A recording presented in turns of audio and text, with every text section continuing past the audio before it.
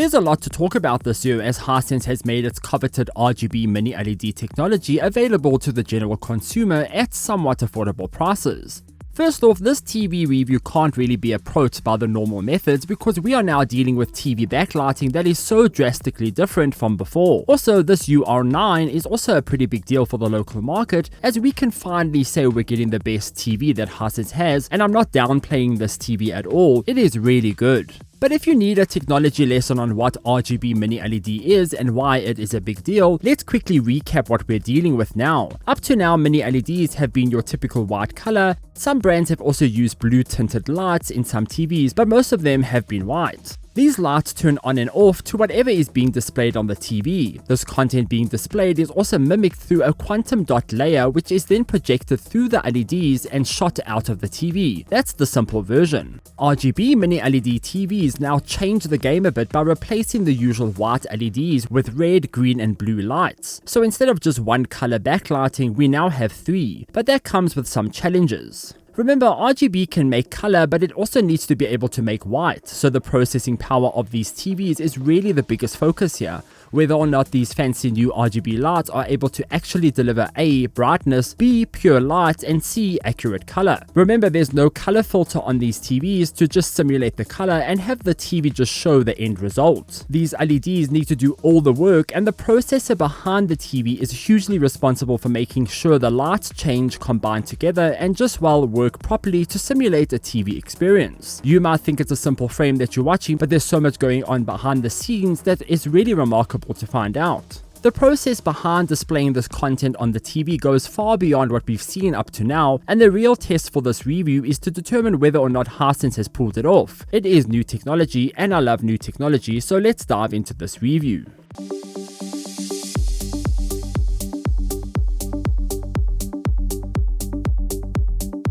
This year, Hisense plans on rolling out 2 RGB mini LED TVs. There's the UR8 and the UR9. This UR9 is seen as the most consumer-ready TV, even though Hisense has already had the 116UX, which is more a luxury TV due to its insane price tag. Remember, that TV already had RGB mini LEDs, but this is the first time we've seen a consumer-ready one with a somewhat affordable price tag. If anything, this UR9 and the upcoming UR8 are really seen as the consumer's first taste of the technology. The Hisense UR9 comes in 3 sizes. There's the 85, 75 and 65-inch model. In South Africa, they're priced at 39,999 Rand for the 65-inch, 49,999 Rand for the 75-inch, and you'll pay 59,999 Rand for the 85-inch, which you'll see in this review.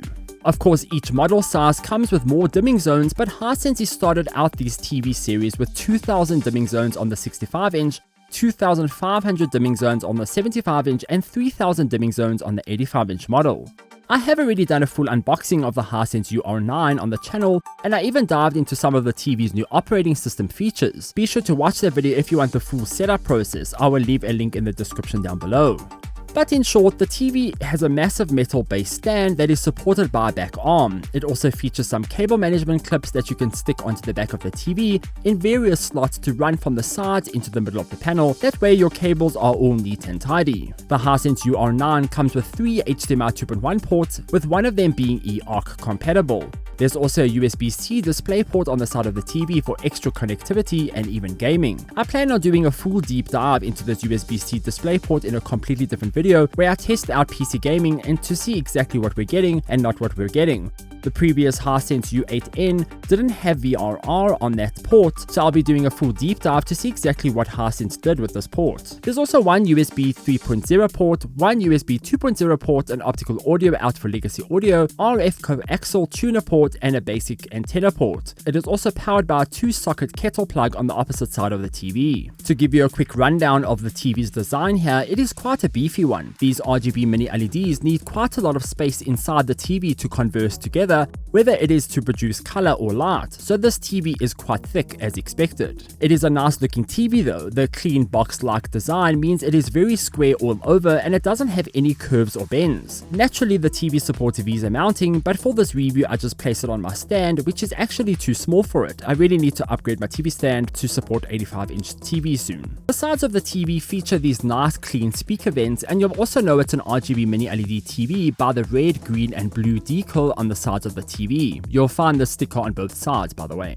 The Hisense UR9 does have an anti-reflective screen which is matte this time around, so unlike the U8N, this isn't a glossy anti-reflective TV. It does the job. I won't say it is the best anti-reflective panel I've seen, but it definitely helps disperse back-facing light. Instead of harsh reflections, you now have subtle glowing lights that spread across the panel, so this is a matte display, just keep that in mind. I don't have any real complaints here about the clarity of this TV due to this matte screen. Where matte screens often tend to cause some image degradation across the panel, I think Hisense has found a great middle ground here to keep the matte coating not too anti-reflective while still maintaining the image quality. While I'm on the subject, the viewing angles on this TV are phenomenal for a mini LED TV. Honestly, this is the best I've seen from a TV in a long time. Here's a shot showing off the straight on angle alongside another shot from the side.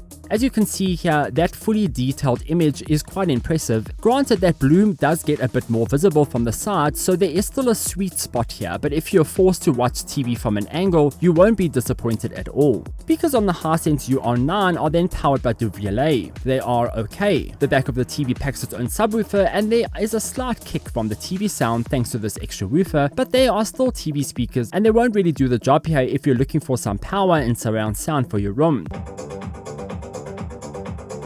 The new BYD Atto 2 DMI has officially landed in South Africa, and it looks... I did find that the TV is also muffled a bit, and they also started making some creaking sounds when the volume was a bit too loud. Setting up the Hisense UR9 is fairly straightforward. However, Hisense has rolled out a new version of its VESA OS operating system on this TV, so things are slightly different. If anything, I enjoyed some of the slight changes. I am planning on doing an entire breakdown of this new VESA OS in a separate video, so I won't go through all the features here.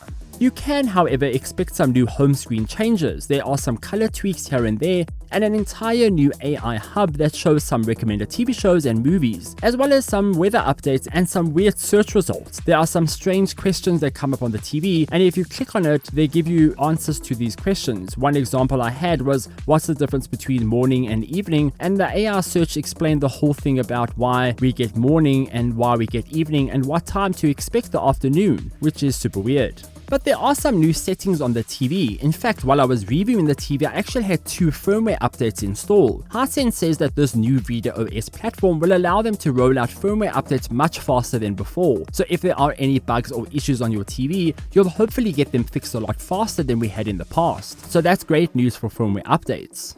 One feature that was added to the Hisense UR9 while I was testing it was the new Dolby Vision tab that actually enabled Dolby Vision 2 Max during a special test video, which you can use to calibrate the TV. Dolby Vision 2 is still a pipe dream for content in the years ahead, but it seems this Hisense UR9 is ready for it. Even when watching Dolby Vision content on the TV after the update, the Dolby Vision 2 Max logo appeared.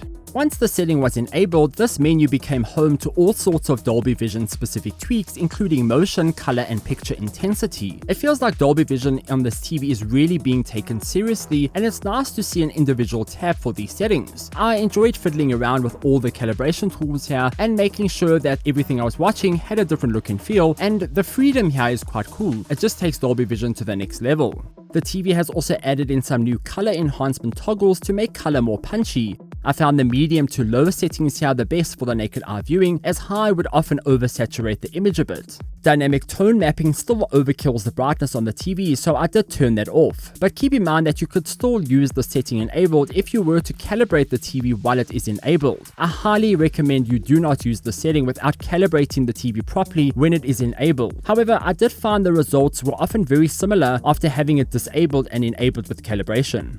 Apart from that, settings mostly remain the same and familiar to those who own Hisense TVs. My preferred color option on this TV was standard, as this produced the most accurate colors. I also kept local dimming on high and peak brightness on high too, But of course, if you're not into this sort of thing, you can disable it and tweak it the way you want. I just enjoyed the really great contrast ratio on this TV by keeping all these settings on high.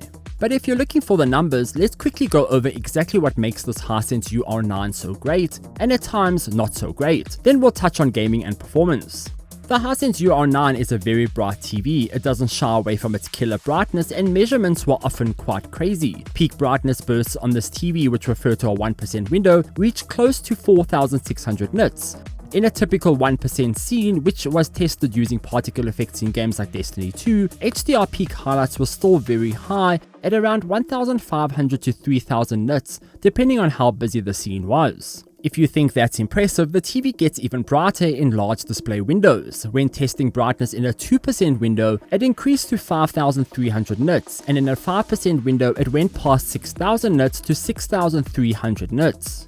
Naturally, 10% and anywhere larger saw the brightness drop here, but the best case scenario, which is a 25% window, still saw the TV brightness sitting on a strong 3500 nits. A 100% window was then around 1300 nits, which is crazy to think that this 85-inch panel was shining at 1300 nits. It actually just makes your face warm when you look at it. Naturally, the 100% window means a lot here because it truly shows the performance of this TV in terms of brightness. Remember, I also mentioned that those RGB mini LEDs still have to produce this white light, so this is even more impressive when you take that into consideration. These brightness levels help a lot when delivering all sorts of content on this TV, be it watching movies, gaming, or whatever. It also goes a long way to help deliver enough brightness to overcome bright rooms and even those back-facing window reflections. You can see from the shot here that I had a window shining on the side of the TV and the back of the TV, and you would never even know because the TV is so bright that it counters the window behind me. Of course, color range and color volume on the Hisense UR9 is probably the biggest deal for the TV because of these RGB mini LEDs. Hisense has advertised 100% BT 2020 color range, and the whole RGB mini LED tech here is meant to provide better coverage and volume. While it doesn't really in most cases, but it is still a lot better than your traditional blue and white mini LEDs. I measured 92% color range on BT 2020, which is pretty good. It achieved 93% on Rec 2020, which by my records is the highest we've seen on a TV. This alone means that this color on this TV is going to be deeper, richer, and far more expansive than anything that we've seen on other TVs before. The problem here is that the average person will probably not even notice this. Unless you're buying this TV knowing that it has this color depth, it is difficult to push this as a selling point. But it is still a remarkable feature that really feeds into the daily viewing and content of movies and playing games. In real world viewing, this TV really comes to life. Gaming, which is what I do most of the time, on this TV it was just incredible. I noticed more spectrums of color that looked and felt deeper and richer than ever before.